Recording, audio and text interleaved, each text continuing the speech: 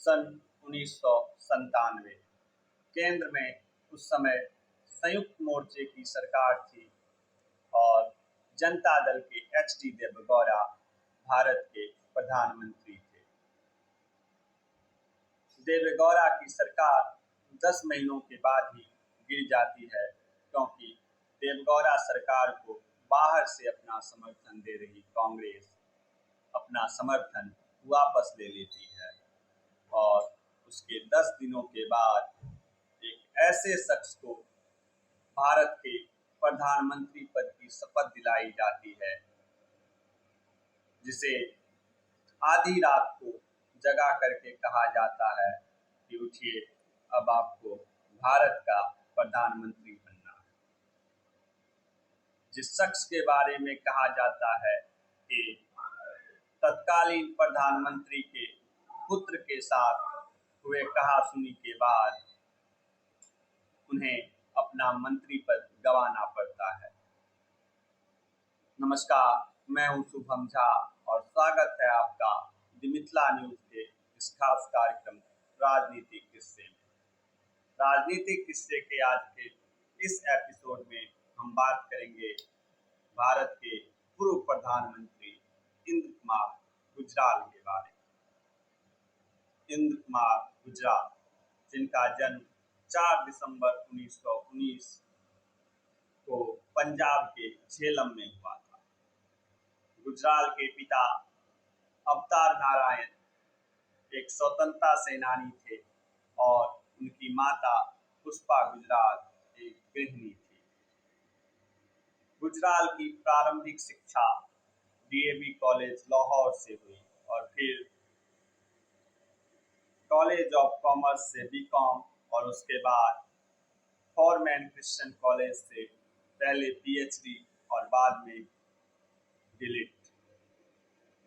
गुजराल शुरू से ही पढ़ने में काफ़ी कुशल थे और साथ ही साथ हिंदी और उर्दू भाषा के जानकार भी थे। गुजराल की दिलचस्पी शेर व शायरी में भी खूब थी। गुजराल का परिवार आज़ादी के बाद भारत आ गया था और आज़ादी से पहले गुजराल 1942 की भारत छोड़ो आंदोलन के दौरान जेल भी गए थे। गुजराल अपने छात्र जीवन के समय से ही राजनीति में सक्रिय थे और यही वह वजह था जिसके कारण गुजराल अपने कॉलेज के दिनों में पहले छात्र संघ के अध्यक्ष और फिर कम्युनिस्ट पार्टी को उन्होंने ज्वाइन किया।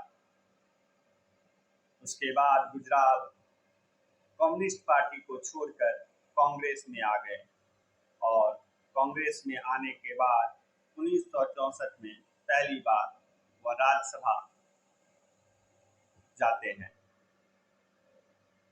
गुजराल इंदिरा गांधी के काफी करीबी माने जाते थे और इंदिरा भी गुजराल पे काफी विश्वास करती थी।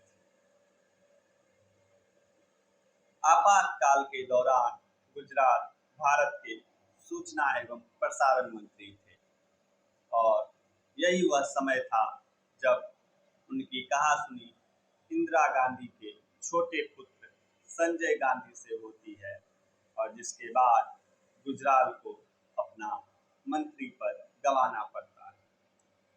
उसके बाद 1976 में गुजराल को यूनाइटेड नेशन में भारत का राजदूत बनाकर भेज दिया जाता है। 1976 से 1980 तक गुजराल भारत के राजदूत के रूप में यूनाइटेड नेशन में काम करते हैं और फिर जब भारत लौटते हैं तो गुजराल कांग्रेस छोड़कर जनता दल ज्वाइन कर लेते हैं। फिर 1989-90 के दौरान वीपी सिंह की सरकार में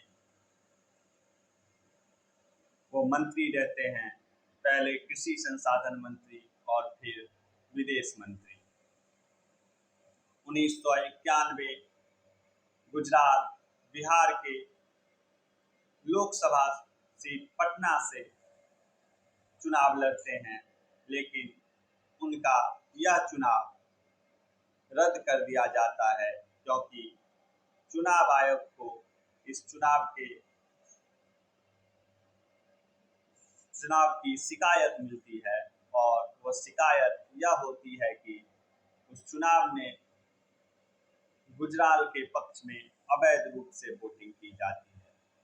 इससे पहले गुजराल 1986 में पहली बार पंजाब के जालंधर से चुनकर लोकसभा जाते हैं।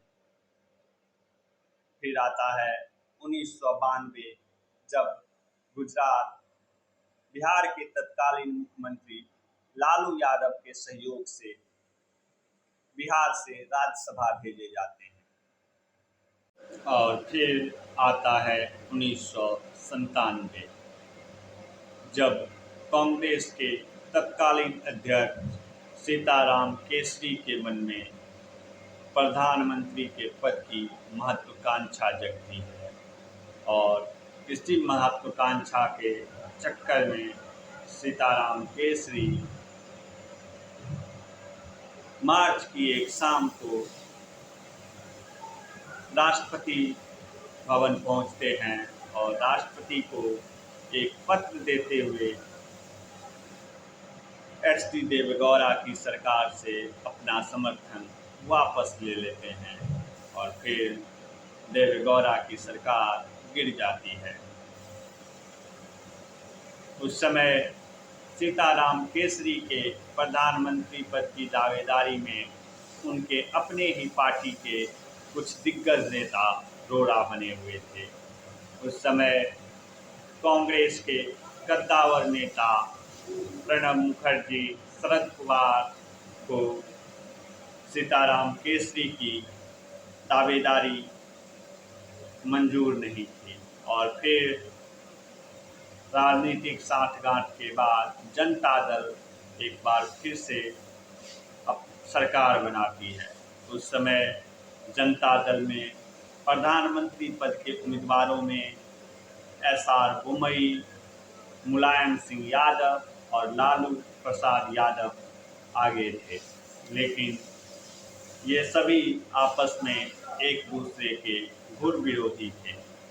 लालू यादव नहीं चाहते थे कि मुलायम सिंह यादव प्रधानमंत्री बने और लालू प्रसाद यादव उस समय चारा घोटाला में उनका नाम आ जाने से उनकी प्रधानमंत्री पद की दावेदारी वैसे ही खत्म हो गई थी। और फिर आखिर में लालू प्रसाद यादव इंद्र कुमार गुजराल का नाम आगे करते हैं, जिसपे सभी की सहमति बनती है और जब इंद्र कुमार गुजराल का नाम फाइनल किया जाता है उस समय आधी रात हो रही होती है। उस समय एक कार्यकर्ता गुजराल को उनके आवास पे जाकर उनको जगाते हुए कहते हैं कि उठिए, अब आपको भारत का प्रधानमंत्री बनना है। और उसके बाद 21 अप्रैल 1997 को गुजराल भारत के 12वें प्रधानमंत्री के रूप में शपथ लेते हैं। आशा करते हैं आपको हमारी यह वीडियो पसंद आई हो। मिलेंगे राजनीतिक किस्से के अगले एपिसोड में एक नए किस्से के साथ। तब तक के लिए धन्यवाद। अगर आपको हमारी यह वीडियो पसंद आई हो तो कृपया चैनल को लाइक और सब्सक्राइब जरूर कीजिएगा। धन्यवाद।